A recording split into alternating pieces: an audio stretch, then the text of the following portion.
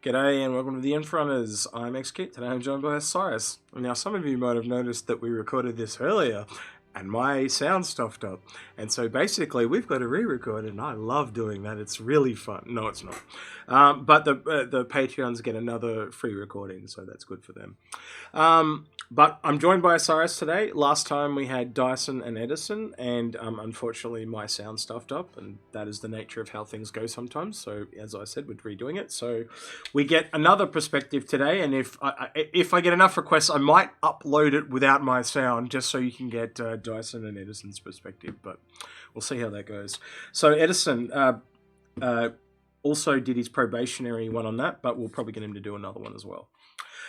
Anyway, on with anyone that caught the captain's table yesterday, I'm now calling it the Shrek, not the Shrike, but the Shrek and the Talon. So I guess we'll start with the Strike, I guess. Yeah, it just doesn't roll off my tongue. But I did like. I actually didn't know until yesterday, till we recorded this, that Dyson told me that it was actually a bird that is in the northern hemisphere. So I've never heard of this bird. Yeah, correct. And he said it was kind of savage. He was talking about how it picks up things like mice and other rodents, and it drops and impales them on spikes like barbed wire. And there's a particular tree that it really likes that's quite a spiky tree. So I found that kind of savage, and it kind of does really fit the, I guess, the analogy of a spacecraft or a fighter. So straight off the bat, we'll kick it off with what do you think of the look of the ship, Osiris? I really dig the look of the ship. I like that picture where it's sitting on the landing pad with its, like landing mode. It really looks good. I like the, I really like the design, the shape, language. It looks like a bird diving to attack its prey. I could take or leave the early '90s Honda Civic iridescent paint job, but I think it's okay if that's your sort of thing. Yeah. I think the paint job is a bit of a marketing ploy, personally. Again, one of the things Hader was told at SC Leaks was that it was black. And he was told that right up until just before release. So the fact that it came out with a paint job, I don't even think whoever's told, leaked the information, hadn't even seen the skins himself. So that's how, out of the loop some of the stuff was. So, as a ship goes, I think this is probably going to be one of the most popular alien ships in the game because it is basically the cheapest, without a shadow of a doubt. So I'm trying to pull out something here at the same time. So it's $90. It's like cheaper than the Gladius, isn't it? By $10. Yep. No. Isn't it? Sorry, I thought the Gladius was $90, or am I thinking about concept? It was $100. Yeah, it's right around that area anyway. And I thought that it was going to be more than that with the alien tax. It's kind of nice and surprising that this is only $90. And it's funny too, because they just wrapped up that Warbond CCU with the M50, which is right around that same price. And you could buy a Warbond M50 CCU for $90. And sure enough, the next day they came out with this, and this is probably going to go up a little higher than the M50 when it's all said and done, when it comes flight ready in December. Is that when they said? December 2020? That is correct. Turns out that would probably be a better better option, but whatever. So let's look at the variants then. You've got the Shrek or the Shrike and the Talon. What's your instinct tell you straight off the bat? What variant do you personally prefer? Because I've heard I've heard arguments for both over the last couple of days. Sure. Yeah, I'll tell you that I strongly prefer the Shrike over the Talon. I think that the Talon, it doesn't really do anything that isn't already done probably better. I think based on its maneuverability, we just talked about the Gladius. I think that's a more maneuverable light fighter, and it's probably in a match between two equally skilled pilots. I think that Talon's going to be at a disadvantage over the Gladius, but that missile loadout is a game changer for the light fighter segment. That's like a freelancer miss light. Yeah, that thing can really. That's literally how we were calling it when we recorded this yesterday. The Cartoile is like, or the Talon is like a cheap man's Cartoile, and the Shrek is like a cheap man's freelancer miss. Here's the thing to keep in mind too. Remember that when they physicalize armor, there are going to be certain weapons that just can't penetrate a hull. Yep. And if your only approach to combat is your weapon loadout, your guns, then that's going to put you at a disadvantage that missiles are going to fix really fast for you. Kind of going to need that missile to like crack the egg, so to speak. No, I get you. I also Edison brought this up as well because just to let you know, Dyson was really in favor of the Talon, and me and Edison were in favor of the Shrek or the Shriek. And I think it's because of the way the ship is designed. It's kind of like a glass cannon, and it kind of with the Tavaran shields, it's kind of like, and you want to get in and do what you need to do while the shields are up. Once the shields are down, you need to get out.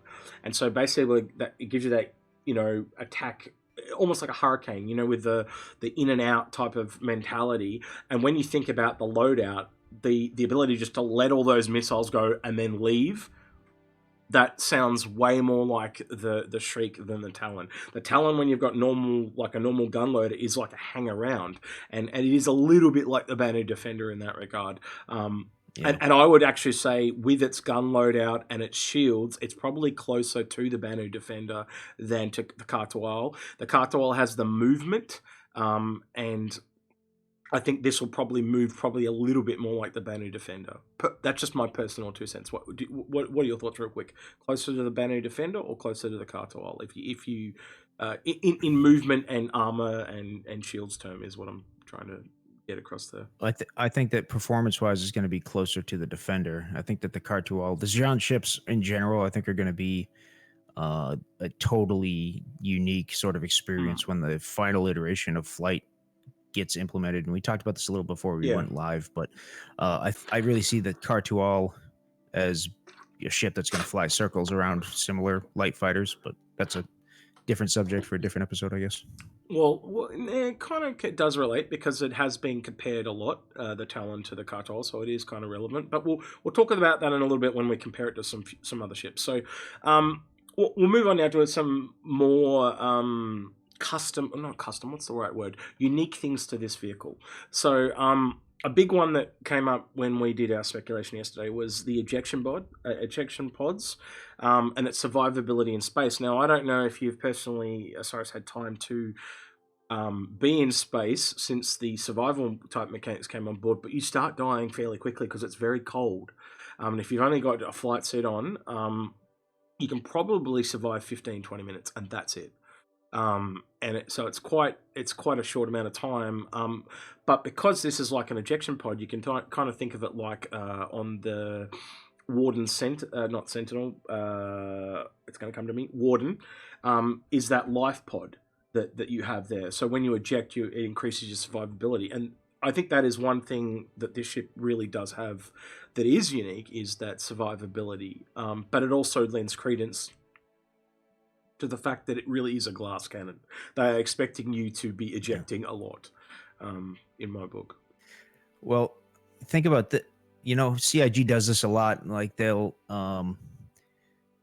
ships that get released later in development will be a little bit more considered. You know what I mean? Yeah. And they've recently kind of, when they were talking about body dragging and some other recent episodes, they've been talking very tentatively about maybe medical gameplay coming into the game in the foreseeable future. That nothing concrete, nothing set in stone, but this seems like,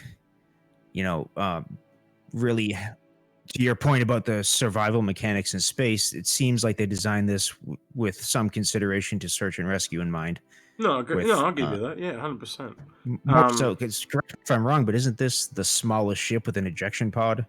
There's only two ships with of kind of ejection pods at the moment, and that really is the Warden and this. So, I guess you could go higher into the bigger ones, like big, massive capitals. Yeah, okay, sorry. I get what you mean. I get what you mean now. So I was like, what are you talking about? Now I'm with you. Yes, no, but yes, it's definitely the smallest with an ejection pod. So yeah. One other unique thing for this ship is the radar decoys. Now, my first thought is, if it's got radar decoys, does it still have things like the chaff and the other type of decoys as well? And we also had a little bit of speculation about how these decoys would work. Now, are they just like it spoofs your radar and it makes it look, or is it actually a visual thing as well? Is it like a hologram or something like that? Because if it's visual, that it's quite strong, but if it's just a radar signature, a lot of people don't even use radar signatures in fights. But if it like spoofed your you know how you're tracking a target, if it actually made it break into 3 or something like that, and for a moment you could lose the target, and so if you go left and it's actually gone right, do you know what I mean? Like that type of thing, that could be interesting as well. But until we actually see that gameplay, that sounds cool on paper, and that's a marketing gimmick, but it could be quite cool if it was done correctly. I agree 100%. I think it's a marketing gimmick, just based on simply the fact that everything CIG has said, they're developing combat in the direction of being slower paced and in your face, like World War II in space, versus the Expanse long range combat. So in order to be effective, you're right, nobody's going to look at the radar cross section or whatever and be fooled. They're going to look at your ship because they're going to be 5 feet away from your ship, and they're not going to go after some decoy thing unless it creates a holographic. I don't know how that would even work, but if it doesn't visually confuse the pilot looking out of the cockpit, I don't think it's going to do anything for you. Yeah, my thoughts exactly too. One of the things that we need to go over too is the shields. Now, I've heard so many different variants over the last couple of days. I was on Captain's Table, as I said, and SC Leaks, and I've heard things like they're exactly the same as the Prowler shields, where you can turn them around the ship and stuff, but I don't see how that's going to work with one pilot. I've heard things like it's similar, because apparently there goes my phone, based on because it actually says, if you read the brochure, it says based on, so it's not exactly the same as a Tavarian shield, it's slightly different. And I would have to assume, based on the limited usability of just having one pilot, I'd assume that you can make it face one direction, as in like north, south, east, or west type of thing on your ship, or maybe just forwards, or maybe just backwards. And again, I don't think you'd really need left or right. In my opinion, you really only need forward-facing shields or backwards-facing shields, and the ability to switch that, I think. What's your thoughts, real quickly, on that? Do you reckon you need all 4 directions, or just backwards and forwards? I mean, if you're going to have shields that can be targeted to a specific face, I guess you need in all directions. But I have a hard time sometimes visualizing what combat's going to look like in this game based on a lot of contradictory things. And I think if you want this in-your-face, close-range dogfighting, it's going to be difficult for a lot of people to manage that and simultaneously balance the power to their systems and the shields and all these things. Like, I'm not saying it can't be done. Well, you can already assign it to a keybind already, so it's already there is already a way to do it. But it's raising skill ceiling is my point, and there's a wide gulf between the quality of dogfighting pilots in this game already. And it's just going to make it a little less accessible, which I'm not saying that's a good thing or a bad thing, but somebody who's new to the genre coming in, it's just one more thing to learn. You know what I mean? Yeah. Well, I when I first thought of it and heard of it, I thought it'd be very similar to the shields and that have been brought up in Star Wars Squadrons, if you've seen that at all. And I think it could work. I almost wonder if they've stolen it from there, because it sounds very similar. But yeah, one of the things Maya brought up when I was on the Captain's Table is he thought it was actually a little bit like some of the ships in the Guardians of the Galaxy, because it describes this wall shield, and he was talking about wouldn't it be kind of cool if they could fly next to each other, interlink, and actually interlink. And I'm like, yeah, that's kind of cool, but that's a lot of work, and trying to and that's also not how dogfighting works, really. Yeah, but one of the things that talks about in the brochure is they will turn their shields on and basically use them to take hits for like prowlers as they came in and stuff like that. So I find that kind of interesting. Before we go on to compare it to other ships, one thing I will say, and I'd like to get your 2 cents on this, I think of a ship and its variant, there has never been a closer synergy between variants. So what I mean by that is I can clearly see Talons coming in as escort cover for Sheiks to get to their target. can you see a similar thing with that, like them working together in like a mini Talon Shrike fleet? So the Shrieks coming in with their missiles, so they do the shooting with the lasers, and then and get them to the target that they want to destroy with the missiles, or do you disagree? I guess is what I'm asking. Yeah, I mean, I can see discrete roles for both of these, and to a degree complementary roles, although they're pretty much visually they're identical hulls, right? So like Yes. this whole idea that, one of them doesn't have as many hard points but can fit missiles in the wings, but it's exactly the same shape. Like this is some more of that arbitrary silliness from CIG, but I don't I guess my point is that they're going to have different roles in combat. So yeah, there's definitely you can put both of them in a fleet and have a purpose for that. I think that the missiles specifically are going to be, like I was saying earlier, softening up harder targets, taking out well, they're like medium ships, hitting them, the engines, the weapons, things like that. Like, like one missile eliminated target is, I guess, what I'm trying to say. Well, the missiles are custom too, apparently. So, like the Singed tachyon cannons for the Defender, they could actually balance the ship through the missiles themselves, because they're custom racks designed for those particular missiles. So they could be Tavaran-based missiles. So that's kind of interesting. Yeah. I think lastly, we'll kind of compare them. What do you... I guess the 4 ships I've listed down here are the Arrow, the Gladius, the Buccaneer, and the Cartwheel. So how do you find that they sit against similar ships in their price point? And the Cartwheel is also not in their price point, if you get what I'm trying to say. Yeah, well, I mean, I think it's decently balanced. I think it's a little less maneuverable, again, than probably the Buccaneer and the Gladius. I would hesitate to lump the Cartwheel in that same category for the reasons I mentioned before. I think that it's really going to differentiate itself from all other light fighters by how it handles, and that's going to be a qualitative difference. It's going to give you an edge that you simply can't replicate in combat with other ships. I think it kind of it does still suffer just a tad, a little bit from an alien tax. That's my it does. My kind of, it does. like, even if it's only $5 or $10, I think it kind of it suffers from that a little bit. I think the Gladius for me is still a little bit in front, and I would say the Arrow is in the same ballpark as that as well. I think they're both, like, it's a common thing when we see a ship at the same price point as a human ship. The human ship is usually cheaper and more effective.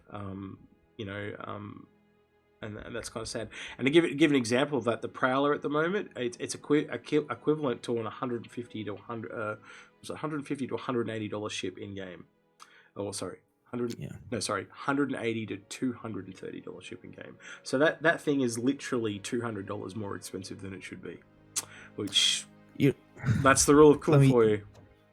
Yeah, I mean it is. This is slightly related. So I won't take too long to say it, but this is one of my pet peeves with basically all science fiction is like look at the variety of human ships, like you were just saying. There's all kinds of human fighters, small, medium, large, but there's like there's just very little diversity in all the alien races, and it just seems like it's much less detailed than humanity, but that's not a problem specific to CIG. It's a kind of a common sci-fi trope. One of the things I did bring up on the captain's table is I actually would really like to see this Tavaran tech integrated into a technology. And one of the things that came back to me that I didn't know about is apparently the air shields are going to be integrated into the cutlass on the doors on the side, and I did not know that. But I would actually like to see some of the phallic shields and the air shields integrated into some more of human tech. If they integrated into our society, wouldn't we have taken some of their tech? Like, that just doesn't make any sense to me. And you see them on the banners, so why don't you see them on the... Because the shields on the Defender are the same, so why don't we see some of that tech? Like, for example, I'm trying to think of something. Let's say they had the Tonk, right? What if they had a shield on the Tonk, but wherever it's facing and shooting, it's got a shield? as an example. Yeah, 100%. And you could see that with, say, an anti-aircraft gun or some other vehicle that they make down the line that should have some kind of Tavaran tech in it. That'd be really cool. If the UEE absorbed the entire Tavaran species, which is essentially what happened, and this Tavaran technology gave you a military advantage, it doesn't make any sense that every single ship doesn't already have it in the entire UEE fleet. Yeah. So yeah, I think we'll kind of leave it there. Let us know in the comments, guys, what's your favorite variant of the ship and why. I'd also like to know what you think of the look of the ship. Do you think it's going to be the most popular alien ship because of the price? Things like that. I'd also like to know, did you actually pick one up, or do you think it was more sensible? I think that's our final recommendation too. We should actually mention that. Do you recommend picking one up, or do you reckon earn it in game?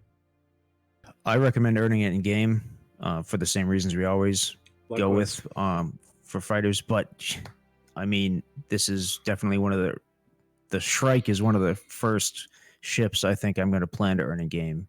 Yeah, likewise. I'm a big sucker for alien ships, but I'm just really holding firm to my guns. And I think a lot of people are going to own this ship. And I think come December, it'll be very easy to find someone that owns it and try it out. And I think, you just got to... It's very tempting. This game is very, very tempting. It's very tempting. Yeah. Gotta lock that wallet up. Yeah. So yeah, let us know what the choices you guys made in the comments, and we'll read them and get back to you. And let us know how strong you think the ship's going to be. Do you think it's going to be stronger than some of the human ships that we mentioned, or where do you think it sits in the lineup? Because I'm interested to know what other thoughts other people have on that. And other than that, like this video if you like this video, dislike it if you dislike it, subscribe, all that jazz. And if you really like what we do, consider subscribing on Patreon, and you too can listen and ask questions like the other patrons are doing right now. All right, he's been Osiris, I've been Execute, and we'll catch you guys in the next one. See you later.